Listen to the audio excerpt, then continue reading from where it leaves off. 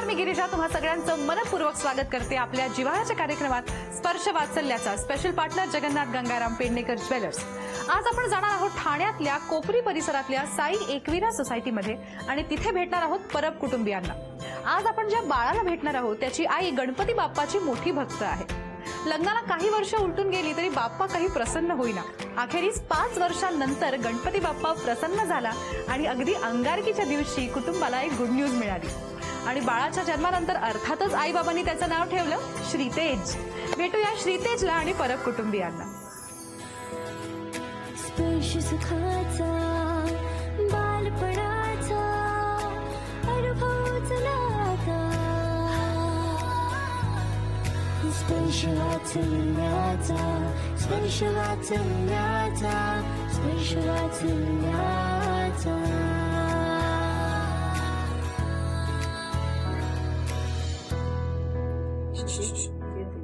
Hello, माझं नाव भू आहे। पकड घे। पकड। अरे वा हळूहळू आमची मैत्री होते माझी आणि श्रीतेजची। तोपर्यंत आपण जाणून घेऊया हे सगळे त्याचे कोण आहेत। तुमच्यापासून सुरुवात करूया। मी श्रीतेजची मम्मी अश्विनी रवींद्रनाथ परब। मी श्रीतेजचे वडील रवींद्रनाथ प्रल्हाद परब। सुरू करा। मी श्रीतेजची बहीण कृतिका परब। मी श्रीतेजची मावशी विस्मया सावंत। श्रीतेजची आजी सीताबाई सारंग। मी श्रीतेजची आजी प्रमिला परब। सगळ्यांची ओळख झाली आहे, आता गप्पा मारूया श्रीतेजच्या आई बाबांची। लव्ह मॅरेज की अरेंज मॅरेज? Love marriage. अरे वा, कुठे भेटलात? एकाच ठिकाणी जॉबलो, म्हणजे बाजूबाजूलाच। मग काम सोडून हे करत होतात का? नाही. काम करता करता हे करत होतो, म्हणजे मला पसंत पडली त्यामुळे मी तुला विचारलं। बर, आणि- असं रोमॅन्टिक प्रपोज केलं होतं का? नाही, असं नाही, लग्न करशील का नॉर्मली। विचारलं? काय उपयोग ह्याचा? मला वाटलं असं काहीतरी छान फुल बिल आणलं असेल, नाही? मग कसं सरळ विचारलं आणि तुम्ही हो म्हटलं? नाही, थोडे दिवस नाही म्हटलं मी, नंतरला हो म्हटलं।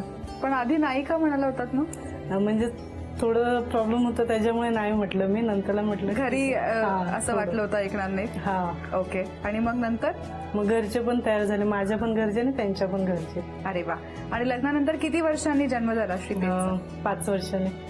5 वर्षानंतर? मग तसं प्लॅन केलं होतं का? नाही, आमची म्हणजे ही पहिलं मिसकॅरेज झाल्यानंतर आमचं ट्रीटमेंट चालूच होती। बरं, पहिलं मिसकॅरेज झालं? मिसकॅरेज झाल्यानंतर। Okay okay. पण दोघांमध्ये काही प्रॉब्लेम नसताना जे बरेच डॉक्टरांकडे आम्ही प्रयत्न केले, पण प्रॉब्लेम काहीच नव्हता, पण तरी सुद्धा बाळ राहत नव्हतं। अच्छा। आणि ही स्वतः सुद्धा म्हणजे देवाची म्हणजे पूजा अर्चा हे सुद्धा चालूच होतं, पण तरी सुद्धा काही फरक होत नव्हता। पण नंतर 4 वर्षानंतर मग हे सडनली आम्हाला ही गुड न्यूज मिळाली। अरे वा, आणि ती विशेष म्हणजे ही जे गणपतीवरची श्रद्धा होती ती नेमकी आम्हाला संकष्टीच्या दिवशीच गुड न्यूज कळाली। अरे वा, म्हणजे औषधाला आणि श्रद्धेला श्रद्धेला हे झालं. दोन्हीला फळ आलं। फळ व्हेरी गुड। कसा होता प्रेग्नन्सीचा अनुभव? डोहाळे कसले लागले होते? डोहाळे म्हणजे असं काहीच नाही, सगळं काही खात होती मी। बर, डोळ्या असं काहीच नाही लागलं। असं काही खावंसं वाटायचं की नाही, असं काही वेगळं नाही. काही? काहीच अरे यांना काही धावपळ करायला लागलं नाही। काय हो तुम्ही? प्रपोज पण रोमॅन्टिक पद्धतीने केलं नाही, डोहाळे पण पुरवायला लावले नाही, काय खूप चांगले आहे या. नाही, मुळात म्हणजे आम्हाला पहिले 2-3 महिने माहितीच नाही पडलं की अच्छा. बाळ राहिलं ते। 3 महिने नाहीच 3 कळलं. महिने मला सुद्धा आम्हाला नाही. हेच कल्पनाच नव्हती। अचानक 2 महिन्यानंतर डॉक्टरांकडे गेलो, मग त्यांनी सांगितलं टेस्ट करा। टेस्ट केल्यावर मग आम्हाला संकष्टीच्याच दिवशी समजलं की बाबा ही प्रेग्नेंट आहे म्हणून। अरे वा, त्यामुळे आम्हाला पण खूप आनंद झाला। त्यानंतर पुढचे महिने पण खूप चांगलेच गेले, म्हणजे तिला काहीच त्रास झाला नाही, कुठल्याच गोष्टीला खाण्याचा नाही त्रास, कशाचा नाही, त्याच्यामुळे तिचे डोळे पुरायचा प्रश्नच आला नाही। जे भेटत ते ती खात राहिली। चला सोपच झालं काम। सोपंच झालं, हो. बरं, कसं वाटलं पहिल्यांदा कळल्यानंतर की? हो, म्हणजे पहिल्यांदा कळालं तेव्हा खूपच एक झालेला आनंद, पण थोडी एक मनात भीती पण होती की म्हणजे जसं पहिलं झालं तसंच आता पण होणार नाही का ते। मग मध्ये नंतरला 5-6 महिने झाल्याच्या नंतर आम्हाला डॉक्टरांनी सांगितलं सुद्धा की थोडंसं प्रॉब्लेम वाटते बाळामध्ये।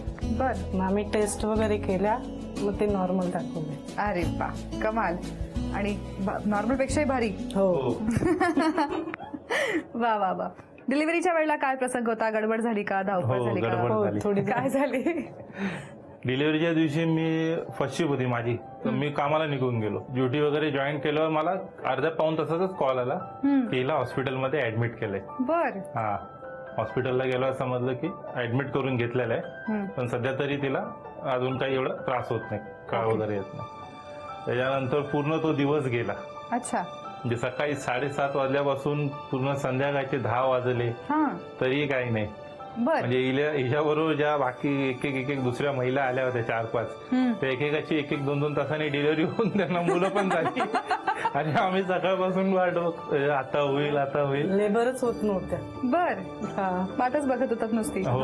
आणि मग त्यानंतरही मग पुढे मग अशी कंडिशन झाली की डॉक्टरांनी सांगितलं की यांना कळाही येत नाही आणि तुम्हाला ते दुसरीकडे शिफ्ट करावं लागेल. बर बर. मग अचानक एकदम सडनली असं सांगितल्यामुळे आम्हाला पण टेन्शन आलं की आता संपूर्ण दिवस घालून सुद्धा पेन नाही, काय नाही. आणि म्हणजे डॉक्टरांनी सांगितलं की 12 तास झाले तर त्यानंतर बाळाला पण इन्फेक्शन होऊ शकतं. मग थोडं एकदम म्हणजे काळजी अशी टेन्शन आलं होतं. बर. त्यांनी शिफ्टिंगचं सांगितलं आणि आम्ही ज्याच्याकडे हिची टेस्ट चालू होती म्हणजे प्रॅक्टिससाठी आम्ही रेग्युलर जात होतो हिला घेऊन, ज्या डॉक्टरांना ट्रीटमेंट होती, मग त्यांच्याशी आम्ही वार्ता वगैरे केली. मग त्यांनी सांगितलं ठीक आहे तुम्ही शिफ्ट करा, बर. मग जो त्यांचं जसं डिसिजन काय आहे ते तुम्ही मला कळवत राहा. बर. मग त्याप्रमाणे तसं आम्ही केलं. मग सकाळी 3:50 त्याचा जन्म झाला. अरे वा. तोही वार तोही वार मंगळवारच निघाला. अरे म्हणजे वा. पूर्ण सोमवार, नवीन वर्षाची जानेवारीचा 1 जानेवारीला हिला ऍडमिट केली, तो सोमवार 2 होता. जानेवारीला आणि झाला. 2 जानेवारी मंगळवारी त्याला मंगळवारी जायचं होतं. हा. थांबून राहिला होता, वाट बघायला लावत होता सगळ्या. मी मंगळवारीच येतो म्हणून. हो की नाही रे श्रीतेज? ते बघा आपलं बघा. ठरलं होतं की नाही आधीपासून मंगळवारी जायचं म्हणून? ते बघा. हो ना. आई तुम्हाला कसं वाटलं पहिल्यांदा बाळाला हातात दिल्यावर? पहिलं म्हणजे मला 2 तासांनी दिलं बाळाला हातात मध्ये, कारण का माझी सिझरिंग झाली त्याच्यामुळे. एकदम म्हणजे असं बोलू शकत नाही की किती आनंद झालाय ते. श्रीतेजच्या जन्मानंतर आयुष्य बदललंय? हो. काय बदल झालाय? म्हणजे थोडी माझी चिडचिड असायची ती कमी झालेली आहे, किंवा काही गोष्टी कमी झालेल्या आहेत. बरं. तुमचं नातं कसं बदललंय? आमचं नातं म्हणजे आम्ही सुरुवातीपासूनच असं आपसामध्ये ठरवून घेतलं होतं की आपल्याला बाळ तो होईलच, देवावादीची आपल्याला दया राहीलच, फक्त आपण एकमेकांना समजून घ्यायचं, जेव्हा बाळ होईल त्याची सुद्धा आपण काळजी घ्यायची. आणि तसंच झालं. म्हणजे देवाची कृपा राहिली. भले 4-5 वर्षानंतर आम्हाला मुलगा झाला, सही व्यवस्थित झालं. आणि याच्या येण्याने फरकही भरपूर झाला आमच्यामध्ये. माझ्यामध्ये स्वतः मला जाणवतं, कारण कामामध्ये असेल किंवा बाहेरून प्रवास करून येऊन जो स्ट्रेस होतो तो घरी आल्याला बघितल्यावर सगळं निघून जातो. अरे वा. तर घरामध्ये जरी काही इतर अडचणी असतील, काय असेल तरी सुद्धा ह्याच्याकडे बघून त्या अडचणी खूप कमी वाटतात, छोट्या वाटतात. तर आपलं बाळ आपल्यासमोर दिसतं, हसतं, त्याला बघून खूप आनंद होतो. अरे वा. काय गमती जमती करतो श्रीतेज? खूप. त्यांच्या आजीची केस वळणार, नाकाला चावणार, गालाला चावणार. बर. आणि काही फजिती बिजिती केली की नाही बाहेर जाऊन कधी? बाहेर असं जाऊन कधी फजिती नाही केली. नाही? नाही असं काही नाही केलं? कोणाचे तरी केस सोडले असं काही नाही नाही, असं काहीच नाही. बरं. जे काही घरातच. घरातच सगळं? हो. बरं. काय स्वप्न आहेत श्रीतेजसाठी? काय वाटतं तरी पुढे जाऊन काय करावं? तुम्हाला काय वाटतं आई? मला असं म्हणजे मी अजून ठरवलेलं नाहीये की त्यांनी काय करावं. आणि बाबा? मी ठरवलं तो आमच्यासारखाच आहे, हेल्दी वगैरे. तो आम्ही पुढे भविष्याचा चांगला तसाच हेल्दी वगैरे राहिला तर त्याला स्पोर्ट्समॅन वगैरे बनवायचा. हा, रेसलर वगैरे करायचं. वा, कमाल. श्रीतेज, एक पंच मारून दाखव असतो सगळ्यांना आता. ढिशू. आज आपण आहोत श्रीतेजच्या घरी आणि आता आपण त्याच्या दोन्ही आज्यांशी गप्पा मारणार आहोत. पहिल्यांदा आनंदाची बातमी कळल्यावर कसं वाटलं आजी? खूप आनंद वाटला की 5 वर्ष काही नव्हतं ना, म्हणून जे समजलं मला ते खूप म्हणजे खूप मला आनंद वाटला. 5 वर्ष जेव्हा ते वाट बघत होते, प्रार्थना करत होते, प्रयत्न करत होते, तेव्हा भरपूर करत होते प्रयत्न. तुम्हाला टेन्शन आलं होतं? वाईट वाटलं? टेन्शन म्हणजे वाईट वाटायचं मला की घरामध्ये बाळ नाही असल्यामुळे मी पण अशी पडायची की ही लोक कामाला गेली म्हणजे मी एकटी पडायची. बाळ झाल्यापासून मला खूप खूप आनंद झाला आणि म्हणजे खूप म्हणजे मला असं वाटलं बिझी की पण झाला असेल? हो, मला आता दिवसभर काम असतं बाळाच्या मागे, दिवसभर भरवणं सवरणं सगळं. अरे वा. आई, कसं वाटलं पहिल्यांदा ऐकल्यावर? छान वाटलं. छान वाटलं. 5 वर्ष तुम्ही सगळे वाट बघत होता, प्रार्थना करत होता, तेव्हा तुमच्या मनात काय सुरू होतं? माझ्या मुलीचा आनंदाचं हे होऊ दे मी बोलायचे, देवाला हे करायचे. हिच्या मागचं लग्न होऊन मुला झाले आणि माझ्या मुलीला काय येत नाही देवा दिलं असतं. माझ्या मुलीला ते बोलणे दर मंगळवारी दर मंगळवार दर मंगळवारी न चुकता. आणि जेव्हा तुमची प्रार्थना हा. ऐकली गेली हो. तेव्हा पहिल्यांदा जेव्हा कळलं तेव्हा कसं वाटलं? मी कामावर होते तेव्हा बरं. मला लय आनंद झाला, लय म्हणजे लय. मी मॅडमला सांगले मी असं माझ्या मुलीचं असं आहे, मी आता इथे नाही राहू शकत. बर. आणि मग मी डायरेक्ट इकडे आले. प्रेग्नन्सीमध्ये काय टिप्स दिल्या सासूबाई? म्हणजे गरम वगैरे खायचं नाही, वजन वगैरे उचलायचं नाही. आणि आम्ही पण तिला दिलं नाही उचलायला वगैरे. जे तुला आवडते ते तू खा, पण गरम वगैरे खायचं नाही. डॉक्टरांनी सांगितलं तरच खायचं. 6व्या महिन्यात एक रिपोर्ट चांगला आला नव्हता असं कळलं, हा. तर तेव्हा काय वाटलं? तेव्हा मला खूप म्हणजे मला जेव्हा समजलं ना तर एकदम मला रडायलाच आला. म्हणजे देवाने एवढ्या वर्षांनी दिलं आणि परत हे काय मधीच देव दाखवतो.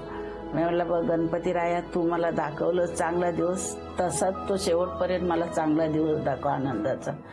बाळाला पहिल्यांदा हातात घेतल्यावर कसं वाटलं होतं? छान वाटलं, बघितलं, जवळ घेतलं, एकदम आनंद वाटला मला, भरून आलं मला मुलगा झाला. म्हटलं खूप मस्त, देवाने चांगलं केलं, अरे भयंकर. वा. अगदी एवढं सगळं टेन्शन दूर केलं म्हटलं देवाने आपलं. तुमची काय स्वप्न आहेत नातवाबद्दल? तरी काय व्हावं असं तुम्हाला वाटतं? मला असं वाटतं की माझ्या नातवाने चांगलं मोठं व्हावं आणि आपल्या घराण्याचं नाव मोठं करावं, अरे ही माझी इच्छा आहे. आणि मोठाच त्याने व्हावा आणि आई वडिलांचं स्वप्न पूर्ण करावं. बरं. आजी तुम्हाला काय वाटतं, काय करावं त्याने? त्याने इंजिनियर व्हायचं. इंजिनियर हा व्हायचं मोठा झाला ठरलंय आजींचं? चांगलं शिक्षण घेऊन पुढे जाऊन दे त्यांनी. बरं. आणि ती आनंदाची गोष्ट मी हे करणार. बरं. आजी दोघी तुम्ही तुमची मुलं वाढवली आहेत, आता दुसरी पिढी पाहताय, तर तेव्हाचं बालपण, तेव्हाच्या संगोपनाच्या पद्धती आणि आता काय फरक वाटतो तुम्हाला? तेव्हाच्या बालपणापेक्षा आता सगळं नवीन बालपण झालं आहे. मुलं कसे बारचं बघतात आणि बारच्या गोष्टी त्यांना आवडतात. पण पूर्वीचं वेगळं होतं, आता नवीन जमाना आला, नवीन सर्व आलेलं आहे. तुम्हाला काय वाटतं सगळ्यात मोठा फरक काय जाणवतो? आता जास्त जपायला लागते, तेव्हा पूर्वी असं नाही होतं काही. बरं. म्हणजे बाहेरचं दूध हे जेवण असं तर आता लय जपायला पाहिजे सगळ्या गोष्टी. जरा नाजूक झालीत पोरं असं वाटतं. आता नाजूक आहेत.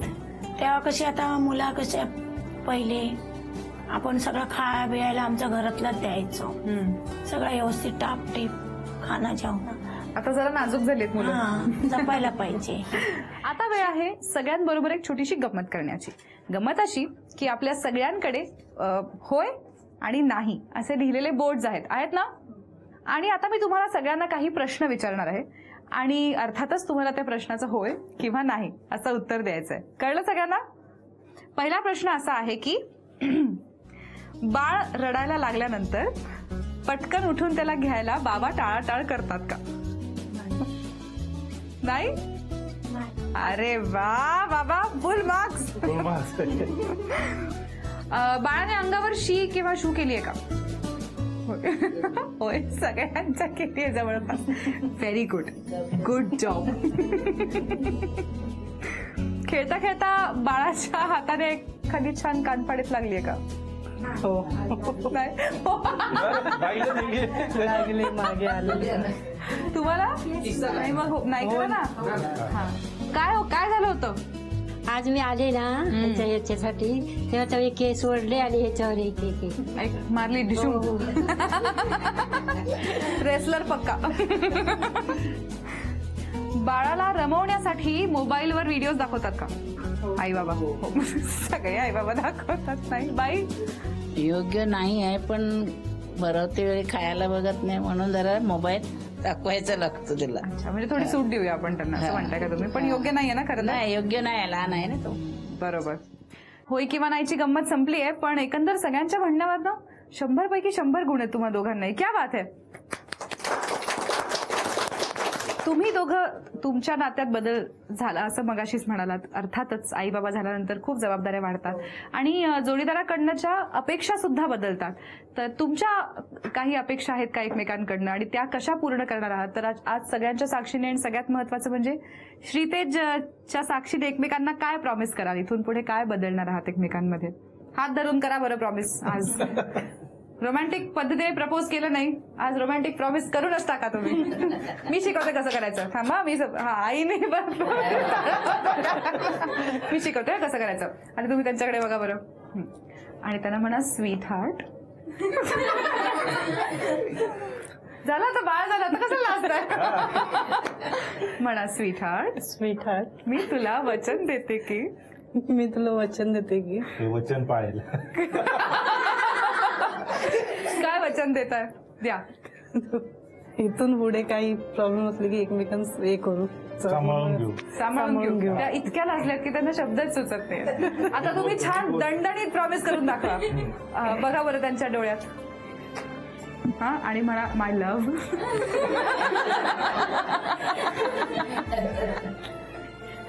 माय लव्ह. माय लव्ह.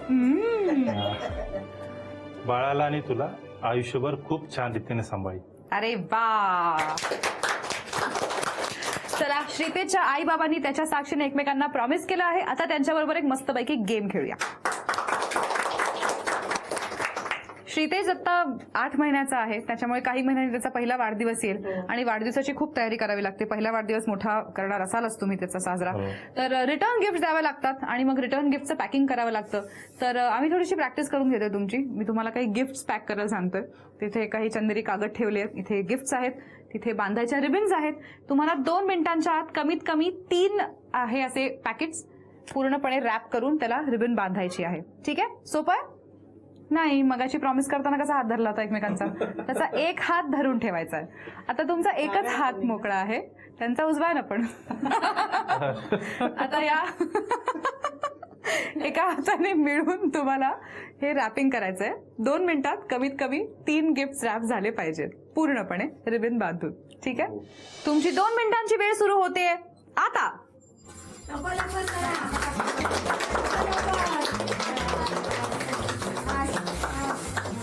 जमतंय जमतंय जमतंय.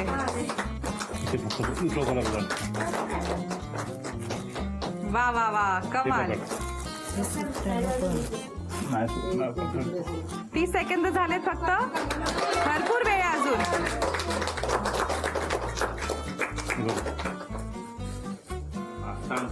हा,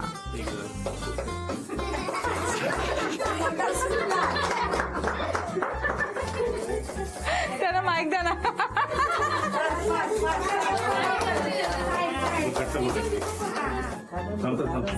मी इथे पकडले, तुम्ही एकच आणि एकच. 1 मिनिट झालंय.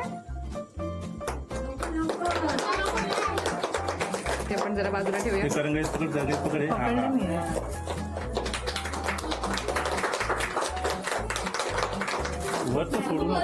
हा, ठीक आहे ठीक आहे, झालं झालं. चला पुढचं. पकड.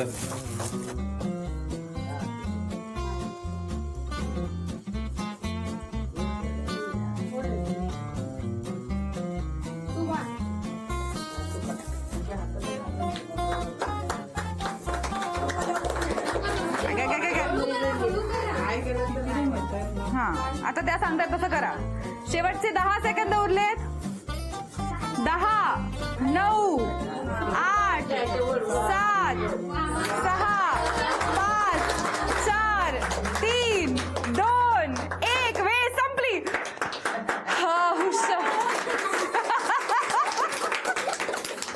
जरा कसे बसेच गुंडाळलेत, पण ठीक आहे. 3 गिफ्ट पॅक केलेत. तुम्ही जिंकला आहात. श्रीतेज, तुझ्या आई बाबांनी तुझ्यासाठी जिंकला आहे खास झी युवा तर्फे हा मानाचा चांदीचा बाळकृष्ण. हे